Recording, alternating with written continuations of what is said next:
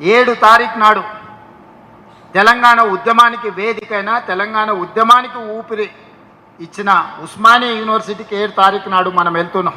ఆ యూనివర్సిటీ 100 సంవత్సరాల పైగా చరిత్ర ఉన్న యూనివర్సిటీ. గొప్ప గొప్ప మేధావులను పివి నరసింహారావు గారి నుంచి మొదలు పెడితే జైపాల్ రెడ్డి గారి వరకు, కేశవరావు గారి వరకు ఉద్దండులను అందించిన ఉస్మానియా యూనివర్సిటీని చంద్రశేఖరరావు గారు కాలగర్భంలో కప్పేయాలని చూసిండు. అందుకే నేను ఎవరు వెళ్ళని ఉస్మానియా యూనివర్సిటీకి నేను వెళ్ళినా ఆ రోజు చెప్పొచ్చిన ఎంత ఖర్చైనా అంతర్జాతీయ స్థాయి ప్రమాణాలతో ఉస్మానియా యూనివర్సిటీని అభివృద్ధి చేస్తామని 7 తారీఖు నాడు ఉస్మానియా యూనివర్సిటీకి వెళ్ళి ఆర్ట్స్ కాలేజ్ ముందే సభ పెట్టి ఆ యూనివర్సిటీ అభివృద్ధికి అవసరమైన నిధులను మంజూరు చేసి వాటన్నిటిని కూడా అభివృద్ధి పదం వైపు నడిపించడానికి ప్రణాళిక తీసుకుంది. 8, 9 భారత్ ఫ్యూచర్ సిటీలో తెలంగాణ రైజింగ్ గ్లోబల్ సమ్మిట్ను పెట్టుకున్నాం.